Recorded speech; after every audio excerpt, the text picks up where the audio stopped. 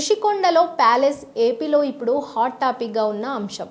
Bheemili MLA Ganta Srinivasarao విలేకరులతో కలిసి ఈ ప్యాలెస్లోకి వెళ్లడం, ప్యాలెస్ లోపలి దృశ్యాలు బయటికి రావడంతో ఈ పేరు సోషల్ మీడియాలో చర్చనీయాంశమైంది. అలాగే ఈ వీడియోలు నెట్టింట వైరల్ కావడంతో రిషికొండ భవనాలు జాతీయ స్థాయిలోనూ చర్చనీయాంశమయ్యాయి.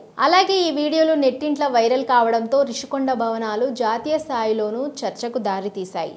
అయితే రిషికొండ భవనాలను కొనేందుకు ఓ కీలక వ్యక్తి ముందుకొచ్చారు. మనీ లాండరింగ్ కేసులో జైల్లో ఉన్న సుకేష్ చంద్రశేఖర్ రిషికొండ భవనాలను కొనేందుకు ఆసక్తిని చూపారు.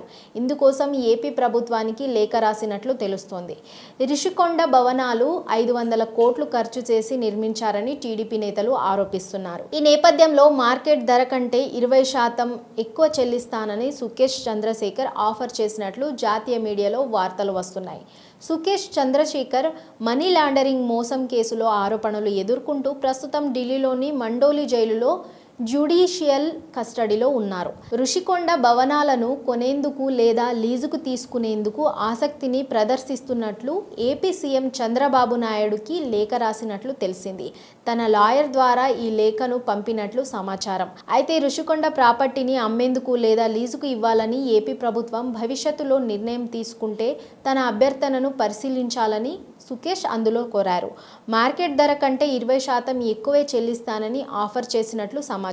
అలాగే ఈ లేఖను లెటర్ ఆఫ్ ఇంటెంట్ గా పరిగణించాలని సుకేష్ చంద్రశేఖర్ కోరినట్లు తెలిసింది. రిషికొండ భవనాలపై తన ఆసక్తికి కారణం వైజాగ్లో తన కుటుంబానికి ఉన్న మూలాలేనని సుకేష్ చంద్రశేఖర్ పేర్కొన్నారు.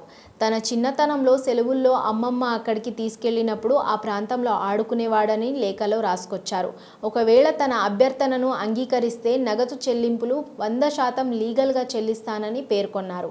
మరోవైపు ఆంధ్రప్రదేశ్ ఆర్థికంగా ఇబ్బందులో ఉన్న పరిస్థితుల్లో అప్పటి సీఎం వైఎస్ జగన్ 500 కోట్లు ఖర్చు చేసి రుషికొండపై భవనాలను నిర్మించారని టీడీపీ నేతలు ఆరోపించారు. ఆర్థిక పరిస్థితి అంతంత మాత్రంగా ఉన్న నేపథ్యంలోనే ప్రభుత్వం ధనాన్ని దుర్వినియోగం చేశారని విమర్శిస్తున్నారు.